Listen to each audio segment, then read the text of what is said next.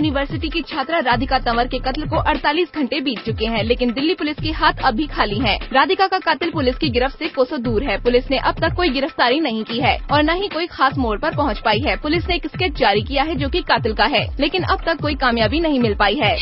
भारतीय cricket team के कप्तान महेंद्र सिंह धोनी ने भारत दक्षिण अफ्रीका मुकाबले के लिए टिकट लेने पहुंचे प्रशंसकों पर पुलिस द्वारा लाठीचार्ज किए जाने की घटना पर दुख व्यक्त किया और क्रिकेट मैच के लिए लाठी खाने वाले प्रशंसकों के प्रति संवेदना जाहिर की। बुधवार को टिकट के लिए बड़ी संख्या में लोग विदर्भ क्रिकेट संघ के दफ्तर के आगे कतार लगाकर खड़े थे। जैसे ही उन्हें पता चला कि मैच के टिकट खत्म हो चुके हैं, वे बेकाबू हो गए। पुलिस ने उन्हें शांत करने की भरपूर कोशिश की, लेकिन मामला बिगड़ता देख पुलिस को लाठीचार्ज करना पड़ा।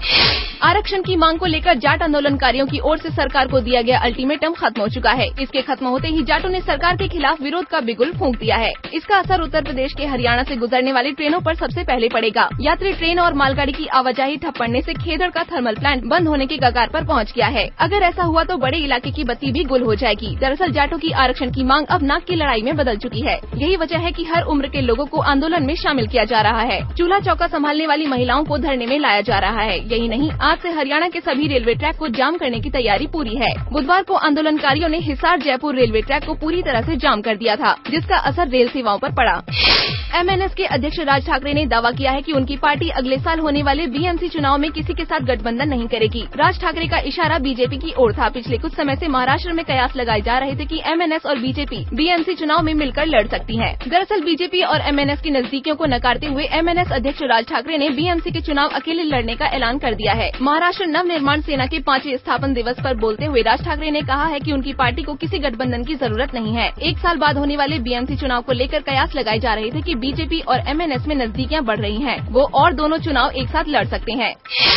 तिब्बती धर्मगुरु दलाई लामा ने सक्रिय राजनीति से सेवानिवृत्त होने की घोषणा की और कहा कि वक्त आ गया है कि जब उनका स्थान स्वतंत्र रूप से निर्वाचित नेता ले। तिब्बती आंदोलन के निर्वासित प्रमुख 76 वर्षीय नेता ने कहा कि वो औपचारिक रूप से निर्वासित तिब्बती संसद का प्रस्ताव रखेंगे जो आवश्यक संशोधन कर सके। उन्होंने कहा, 1960 के दशक से मैं लगातार जोर दे रहा हूँ कि तिब्बती लोगों को एक ऐसे नेता की जरूरत है जो तिब्बती लोगों द्वारा स्वतंत्र रूप से निर्वाचित हो, जिसे मैं अपनी शक्तियाँ दे सकूँ। अब वो वक्त आ गया है जब इसे लागू किया जाए।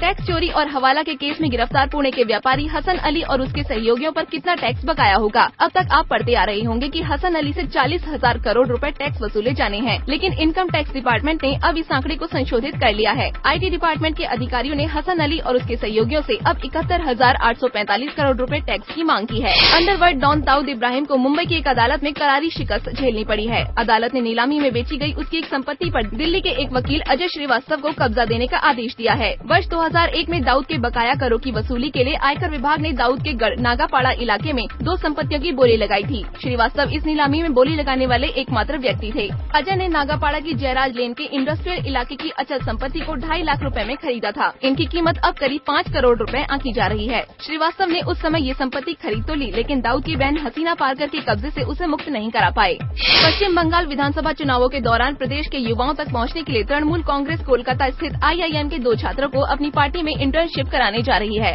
IIM कोलकाता के अंतिम वर्ष के 2 विद्यार्थियों हरिहरन श्रीराम और मंशा टंडन ने 4 महीने पहले तृणमूल कांग्रेस प्रमुख ममता बनर्जी को पत्र लिखकर उनसे 11 अप्रैल से 13 मई के बीच पार्टी के साथ इंटर्नशिप करने की इच्छा जाहिर की थी। श्रीराम ने बताया कि इंटर्नशिप करने का हमारा फैसला तृणमूल कांग्रेस और ममता बनर्जी को केंद्र में रखकर राजनीतिक परिवर्तन की ओर है। हम इस परिवर्तन को अंदर से देखना चाहते हैं।